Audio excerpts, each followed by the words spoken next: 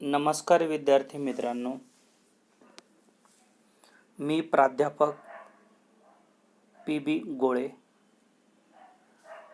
मराठा विद्याप्रसारक समाजाचे गुरुवर्य मामासाहेब दांडेकर कला, भगवंतराव वाजे वाणिज्य आणि विज्ञान महाविद्यालय सिन्नर, FY BCom सेमिस्टर क्रमांक फर्स्ट, प्रकरण 1 ग्राहक संरक्षण एक आढावा.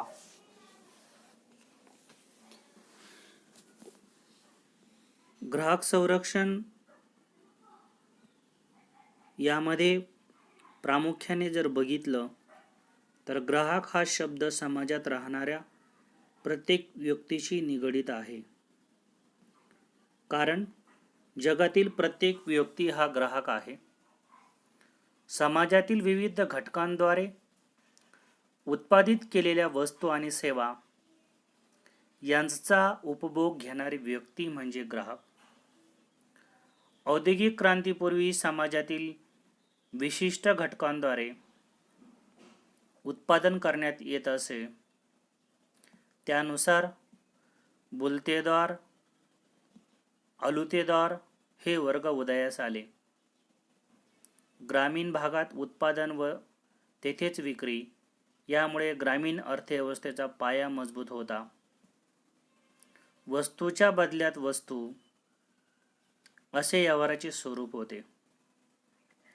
औद्योगिक क्रांतीनंतर मात्र मागणीपूर्व उत्पादन सुरू होऊ लागले. त्यामुळे ग्राहकांच्या अनेक समस्या निर्माण झाल्या. त्यासाठी ग्राहक संरक्षणाची आवश्यकता निर्माण झाली.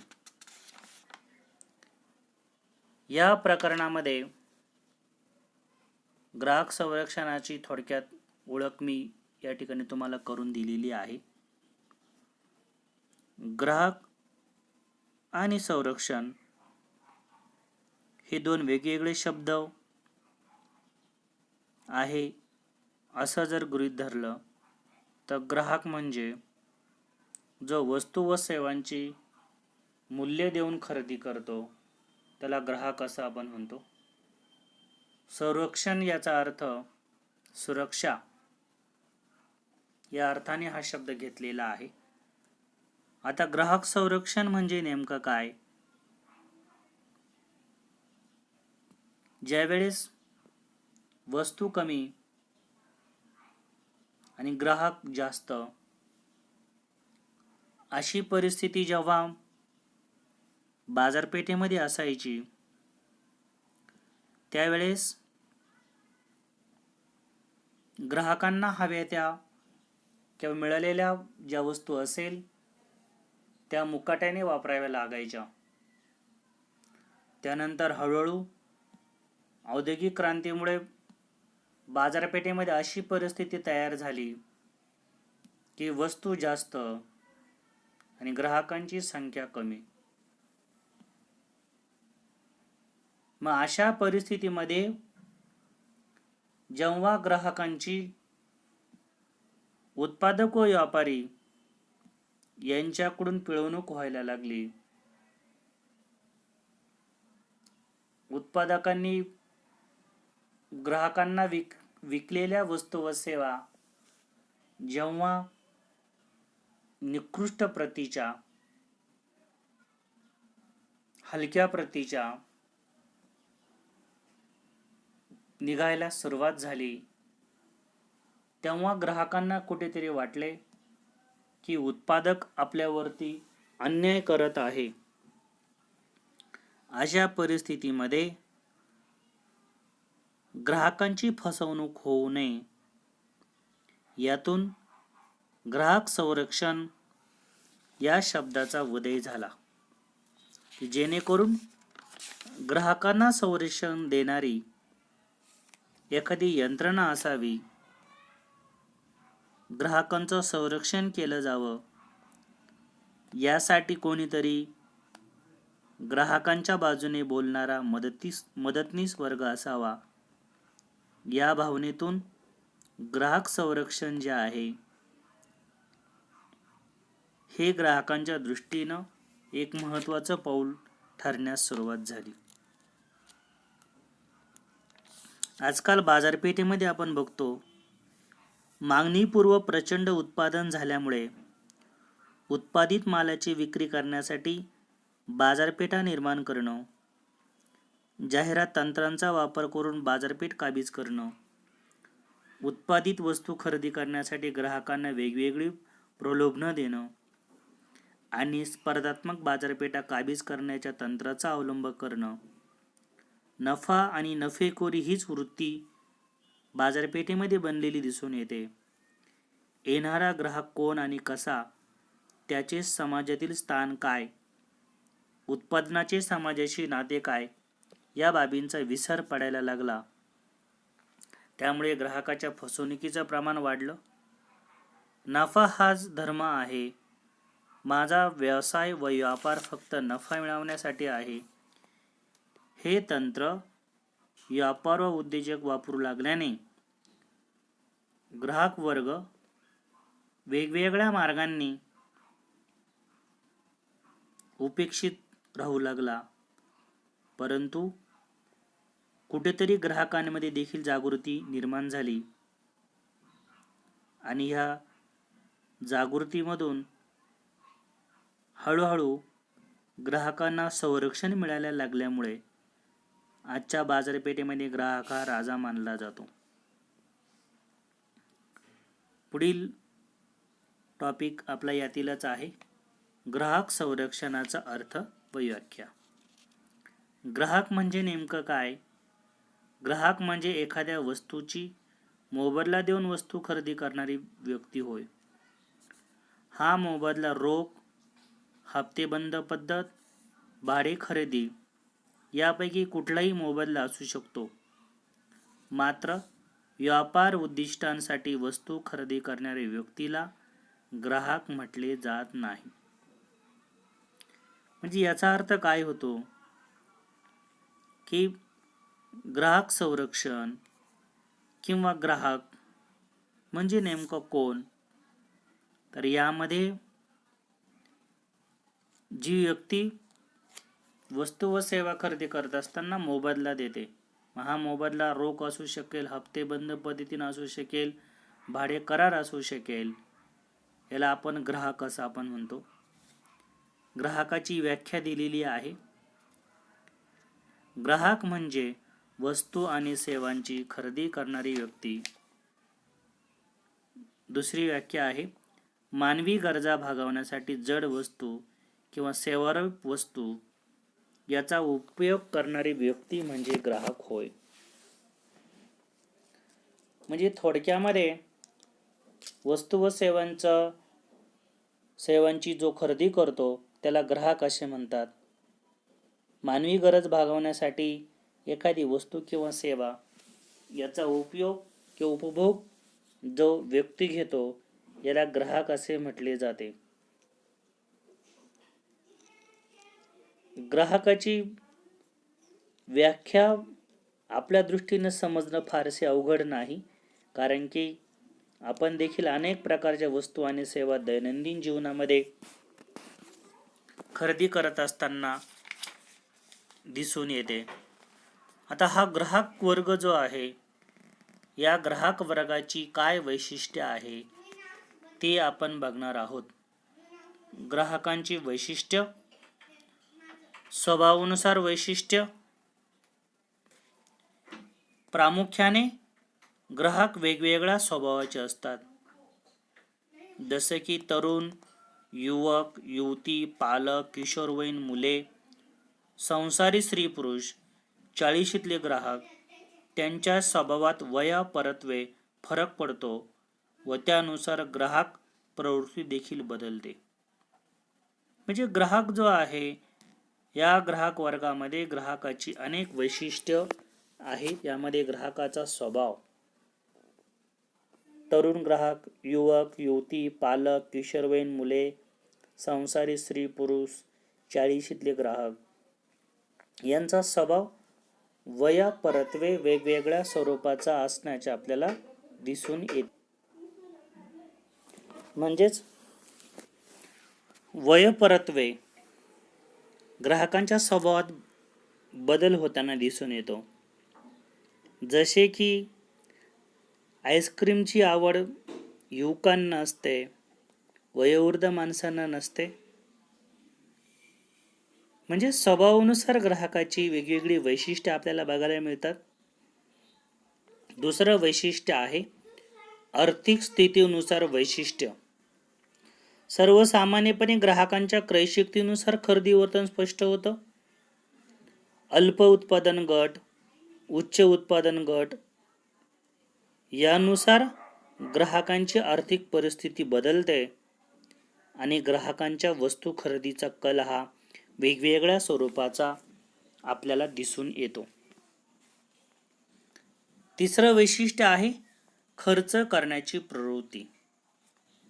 ग्राहकांची खर्च करण्याची प्रवृत्ती ही वेगवेगळ्या स्वरूपाची असते. यामध्ये काही देशात, काही समाजात अत्यंत काटकसरीने राहणाऱ्या लोकांची परंपरा आहे. काही अमेरिकेसारख्या अर्थव्यवस्थेमध्ये लोकांची खरेदी शक्ती मोठी आहे.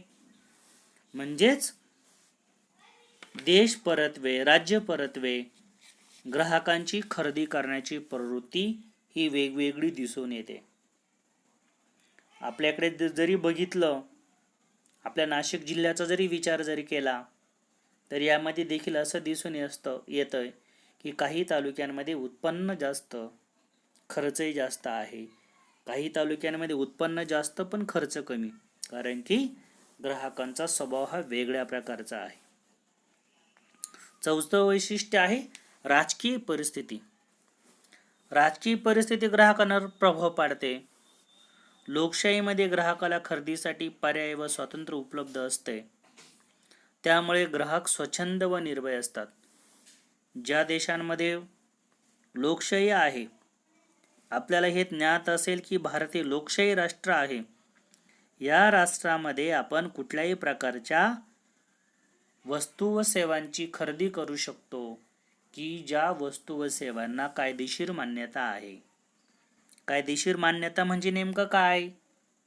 की जसे की आपण बघतो की जे पदार्थ, व्यसनी पदार्थ, तंबाखू असेल, विडी असेल, सिगारेट असेल, हे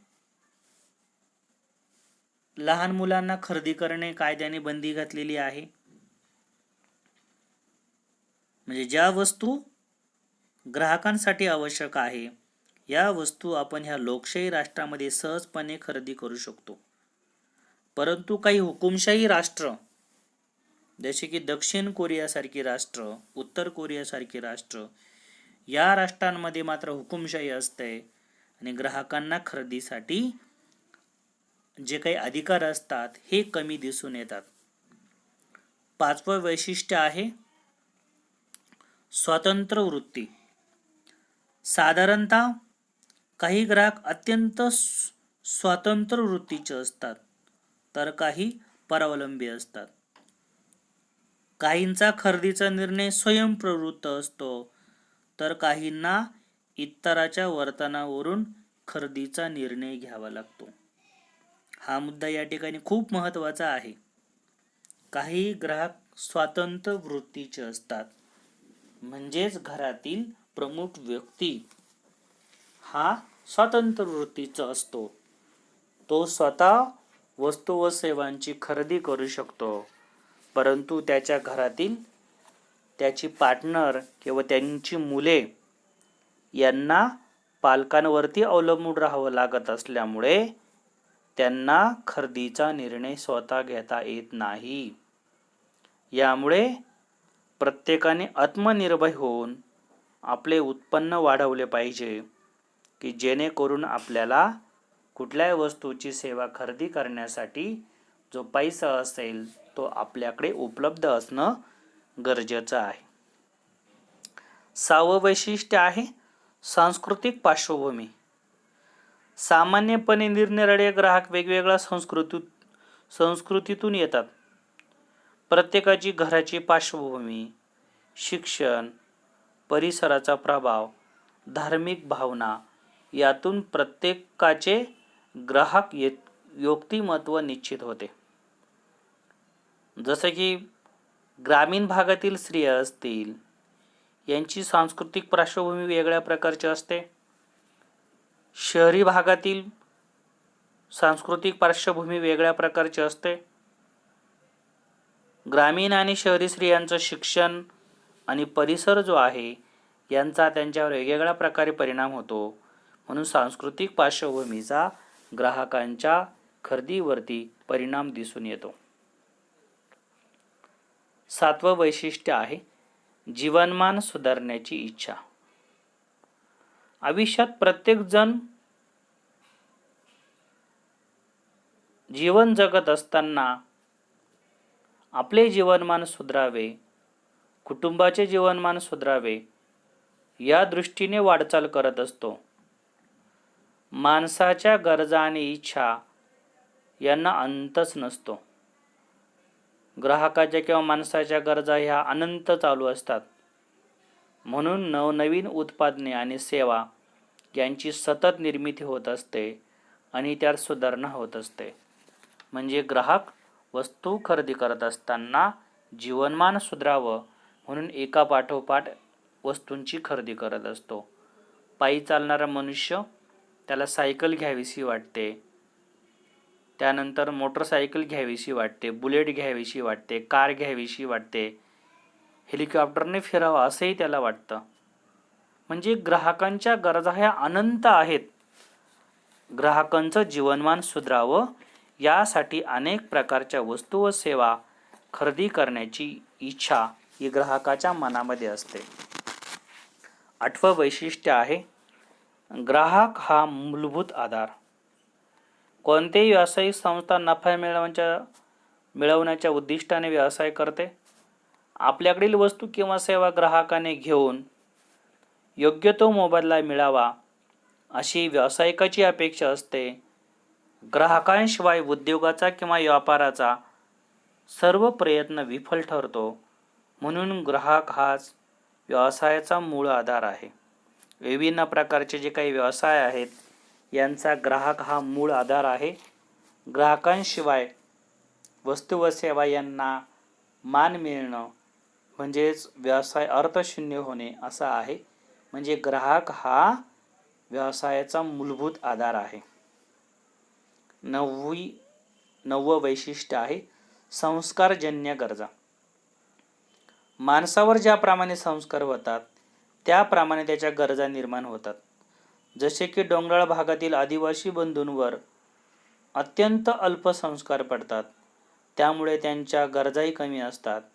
या उलट शहरामध्ये वाढलेल्या आणि सर्व सुखसोयीने संपन्न असलेल्या ग्राहकांच्या गरजा या अनंत असतात, अपरिमित असतात.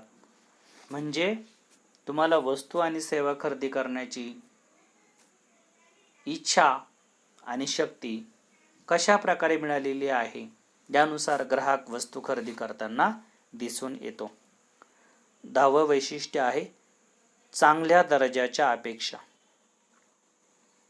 आपण कुठलीही वस्तू खरेदी करत असताना काय अपेक्षा करतो की कमी किमतीमध्ये चांगल्या दर्जाची वस्तू मिळावी. अशा प्रकारची अपेक्षा प्रत्येक ग्राहकासाठी स्वाभाविक आहे. म्हणजे वस्तू खरेदी करत असताना आपण त्या वस्तूचं निरीक्षण करतो. त्याचबरोबर त्या वस्तूची जर खाण्यापिण्याच्या वस्तू असतील, शेतमालाच्या वस्तू असतील तर त्याची टेस्ट घेण्याचा देखील आपण प्रयत्न करतो. म्हणजे चांगल्या दर्जाची वस्तू मिळावी ही ग्राहकांची अपेक्षा दिसून येते. त्यानंतर 11वं वैशिष्ट्य आहे प्रदर्शन प्रिय ग्राहक. काही ग्राहकांना स्वतःचं प्रदर्शन करण्याची इच्छा असते. समाजामध्ये आपली प्रतिष्ठा निर्माण व्हावी यासाठी तो अनेक प्रकारच्या वस्तू व सेवांची खरेदी करतो. नवीन घर, नवीन वाहन, नवीन कपडे.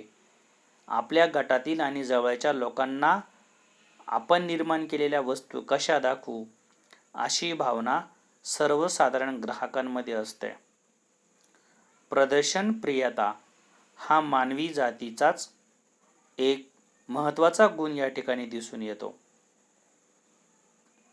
प्रत्येक प्रकारच्या ग्राहकाला, मग तो श्रीमंत असो गरीब असो, अशा ग्राहकांनी एखादी वस्तू खरेदी केल्यानंतर तिचं प्रदर्शन व्हावं असं वाटत असतं. एक उदाहरण या ठिकाणी आहे. एक झोपडीमध्ये राहणाऱ्या गरीब आजीबाई असतात. मोठ्या कष्टाने ते एक सोन्याची नथ खरेदी करतात आणि नथ घालून त्या झोपडीमध्ये बसलेले असतात. त्या गरीब असल्यामुळे त्यांच्याकडे कोणीही बघत नाही. त्यांना देखील आपल्या नथीचं प्रदर्शन लोकांमध्ये व्हावं असं वाटत असतं. त्या बाहेर फिरण्याचा प्रयत्न करतात, परंतु गरिबी नावाचा कलंक त्यांच्या माथ्यावर पडल्यामुळे त्यांच्याकडे कोणीही निरखून बघत नाही. रागापोटी लोकांनी माझ्याजवळ यावं या हेतूने ते आपल्या छोटंसं जे झोपडी असते या झोपडीला आग लावून देतात. आजीबाईंच्या झोपडीला आग लागलेली आहे असं बघण्यासाठी आजूबाजूचे लोक त्या ठिकाणी एकत्र येतात. आजींची झोपडी विझवण्याचा प्रयत्न करतात, परंतु संपूर्ण झोपडीला आगीने वेढल्यामुळे झोपडी विझवणं शक्य होत नाही. आजीबाई मात्र एका कोपऱ्यामध्ये छानपैकी कमरेवरती हात ठेवून उभ्या असतात. आणि एवढं सगळं घडत असताना एक स्त्री त्या आजीबाईंना म्हणते, बरं झालं बाई, तुझी नथ तरी वाचली, तू नथ कधी केली? आजीबाई रागाने तिच्याकडे बघतात आणि म्हणतात, याच्यासाठी तर मी माझ्या झोपडीला आग लावली का कोणीतरी मला विचारावं की नथ कधी केली. हे एक प्रतिष्ठेचं छानसं उदाहरण मी तुमच्या समोर शेअर केलं की अनेक प्रकारच्या वस्तू आणि सेवा ग्राहक खरेदी करत असताना समाजामध्ये आपली प्रतिष्ठा वाढावी या हेतूने तो विभिन्न प्रकारच्या वस्तू आणि सेवा खरेदी करतो. लोकांसाठी प्रदर्शन या ठिकाणी ग्राहक करताना दिसून येतो. 12 नंबरचं वैशिष्ट्य आहे, ग्राहक हा अन्नदाता. व्यावसायिकाच्या दृष्टीने ग्राहक हा अन्नदाता आहे, कारण कुठलाही उद्योजक आणि व्यापारी यांचा अन्नदाता ग्राहक आहे. त्यामुळे ग्राहकांची विचारपूस करणं, ग्राहकांना मान देणं आणि वेळ प्रसंगी त्यांचा आदर आणि सत्कार करणं यामागे तो आपला अन्नदाता आहे हीच भावना ग्राहकांच्या मनामध्ये प्रतीत होताना दिसून येते. म्हणजे व्यावसायिक जो आहे, उत्पादक जो आहे, हा ग्राहकाला आपला अन्नदाता मानतो. 13 नंबरचं वैशिष्ट्य आहे, तुलना करण्याचा स्वभाव. प्रत्येक ग्राहक वस्तू खरेदी करत असताना एका वस्तूची दुसऱ्या वस्तूबरोबर तुलना करत असतो.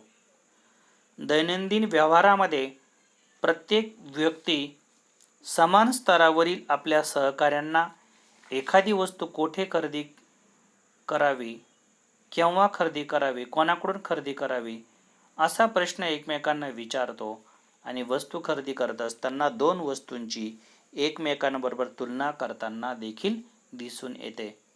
14वं आणि शेवटचं वैशिष्ट्य आहे, रास्त किमतीची इच्छा. ग्राहक गरीब असो, श्रीमंत असो किंवा पैशाचा अपव्यय झालेला असेल, ते कोणालाच आवडत नसते. म्हणून प्रत्येक वस्तू ही आपल्याला कमीत किमतीमध्ये मिळावी, रास्त किमतीमध्ये मिळावी अशी ग्राहकांची अपेक्षा असते. अवाजवी किंमत आकारली गेली तर समाजातील कोणत्याही स्तरावरील व्यक्ती फसवणुकीच्या भावनेने अस्वस्थ झालेला दिसून येतो. यामध्ये आपण पहिल्या चॅप्टरला सुरुवात केलेली आहे. बऱ्याचशा विद्यार्थ्यांना माझी ओळख नसेल. नेक्स्ट लेक्चरला मी व्हिडिओ टाकण्याचा प्रयत्न करेल. मी प्राध्यापक प्रवीण भास्कर गोळे, मराठा विद्याप्रसारक समाजामध्ये 10 वर्षापासून नोकरी करतो. माझं शिक्षण MCOM MPhil नेट सेट झालेलं आहे. कोविडच्या पार्श्वभूमीवर आपण प्रत्यक्ष भेटू शकत नाही, त्यामुळे ह्या व्हिडिओ लेक्चरच्या माध्यमातून आपली अप्रत्यक्ष भेट होत आहे. जर तुम्हाला काही अडचणी निर्माण झाल्या, एखादा मुद्दा लक्षात आला नाही, तर तुम्ही मला मोबाईलद्वारे कॉन्टॅक्ट करू शकतात. त्या प्रश्नाचं उत्तर मी नक्कीच देणार, याच्यात कुठलीही शंका नाही. माझा मोबाईल नंबर आहे 95 95 31 97 41. मोबाईल नंबर पुन्हा एकदा सांगतो 95 95 31 97 41. धन्यवाद. या पुढील राहिलेला भाग पुढील लेक्चरला आपण बघणार आहोत. हे लेक्चर क्रमांक 1 होते.